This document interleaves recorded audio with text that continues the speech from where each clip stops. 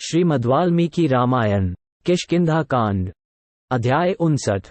संपाति का अपने पुत्र सुपार्श्व के मुख से सुनी हुई सीता और रावण को देखने की घटना का वृतांत बताना। उस समय वार्तालाप करते हुए गृद्धराज के द्वारा कहे गए उस अमृत के समान स्वादिष्ट मधुर वचन को सुनकर सब वानर श्रेष्ठ हर्ष से खिल उठे। वानरों और भालुओं में श्रेष्ठ जाम्बवान सब वानरों के साथ सहसा भूतल से उठकर खड़े हो गए और गृद्धराज से इस प्रकार पूछने लगे। पक्षीराज, सीता कहाँ है? किसने उन्हें देखा है? और कौन उन मिथिलेश कुमारी को हरकर ले गया है? ये सब बातें बताइए और हम सब वनवासी वानरों के आश्रयदाता होइए। कौन ऐसा धृष्ट है जो वज्र के समान वेगपूर्वक चोट करने वाले दशरथ नंदन श्रीराम के बाणों तथा स्वयं लक्ष्मण के चलाए हुए सहायकों के पराक्रम को कुछ नहीं समझता है? उस समय उपवास छोड़कर बैठे और सीता जी का वृत्तांत सुनने के लिए एकाग्र हुए वानरों को प्रसन्नतापूर्वक पुनः आश्वासन देते हुए संपाति ने उनसे यह बात कही। वानरों, विदेह कुमारी सीता का जिस प्रकार अपहरण हुआ है, विशाल लोचना सीता इस समय जहाँ है और जिसने मुझसे ये सब वृत्तांत कहा है एवं जिस तरह मैंने सुना है वो सब बताता हूँ, सुनो। ये दुर्गम पर्वत कई योजनों तक फैला है। दीर्घकाल हुआ जब मैं इस पर्वत पर गिरा था। मेरी प्राण शक्ति क्षीण हो गई थी और मैं वृद्धा था। इस अवस्था में मेरा पुत्र पक्षप्रवर सुपार्श्व ही यथासमय आहार देकर प्रतिदिन मेरा भरण पोषण करता है। जैसे गंधर्वों का कामभाव तीव्र होता है, सर्पों का क्रोध तेज होता है और मृगों को भय अधिक होता है, उसी प्रकार हमारी जाति के लोगों की भूख बड़ी तीव्र होती है। एक दिन की बात है, मैं भूख से पीड़ित होकर आहार प्राप्त करना चाहता था। मेरा पुत्र मेरे लिए भोजन की तलाश में निकला था, किंतु सूर्यास्त होने के बाद वह खाली हाथ लौट आया। उसे कहीं मांस नहीं मिला।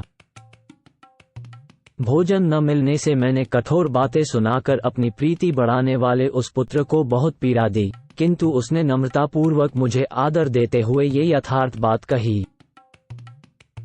तात, मैं यथासमय मांस प्राप्त करने की इच्छा से आकाश में उड़ा और महेंद्र पर्वत के द्वार को रोककर खड़ा हो गया। वहां अपनी चोंच नीची करके मैं समुद्र के भीतर विचरने वाले सहस्रों जंतुओं के मार्ग को रोकने के लिए अकेला ठहर गया।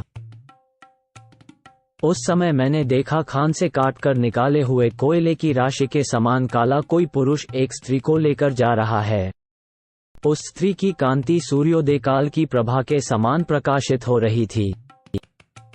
उस स्त्री और उस पुरुष को देखकर मैंने उन्हें आपके आहार के लिए लाने का निश्चय किया, किंतु उस पुरुष ने नम्रतापूर्वक मधुर वाणी में मुझसे मार्ग की याचना की।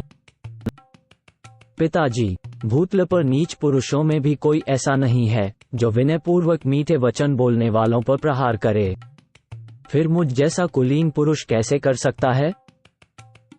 फिर तो वह तेज से आकाश को व्याप्त करता हुआ सा वेगपूर्वक चला गया।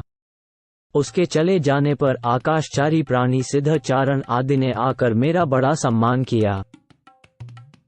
वे महर्षि मुझसे बोले, सौभाग्य की बात है कि सीता जीवित है। तुम्हारी दृष्टि पड़ने पर भी स्त्री के साथ आया हुआ वो पुरुष किसी तरह सकुशल बच गया, अतः अवश्य तुम्हारा कल्याण हो। उन परम शोभायमान सिद्ध पुरुषों ने मुझसे ऐसा कहा। तत्पश्चात उन्होंने ये भी बताया कि वह काला पुरुष राक्षसों का राजा रावण था। तात, दशरथ नंदन श्रीराम की पत्नी जनक किशोरी सीता शोक के वेग से पराजित हो गई थी। उनके आभूषण गिर रहे थे और रेशमी वस्त्र भी सिर से खिसक गया था। उनके केश खुले हुए थे और वे श्रीराम तथा लक्ष्मण का नाम ले लेकर उन्हें पुकार रही थी। मैं उनकी इस दयनीय दशा को देखता रह गया। यही मेरे विलंब से आने का कारण है। इस प्रकार बातचीत की कला जानने वालों में श्रेष्ठ सुपार्श्व ने मेरे सामने इन सारी बातों का वर्णन किया। ये सब सुनकर भी मेरे हृदय में पराक्रम कर दिखाने का कोई विचार नहीं उठा। 20-22 बिना पंख का पक्षी कैसे कोई पराक्रम कर सकता है? अपनी वाणी और बुद्धि के द्वारा साध्य जो उपकार रूप गुण है, उसे करना मेरा स्वभाव बन गया है। ऐसे स्वभाव से मैं जो कुछ कर सकता हूँ वह कार्य तुम्हें बता रहा हूँ, सुनो। वह कार्य तुम लोगों के पुरुषार्थ से ही सिद्ध होने वाला है। मैं वाणी और बुद्धि के द्वारा तुम सब लोगों का प्रिय कार्य अवश्य करूंगा, क्योंकि दशरथ नंदन श्री राम का जो कार्य है वह मेरा ही है, इसमें संशय नहीं है। तुम लोग भी उत्तम बुद्धि से युक्त, बलवान, मनस्वी तथा देवताओं के लिए भी दुर्जय हो। इसीलिए वानरराज सुग्रीव ने तुम्हें इस कार्य के लिए भेजा है। श्री राम और लक्ष्मण के कंकपत से युक्त जो बाण हैं, वे साक्षात विधाता के बनाए हुए हैं।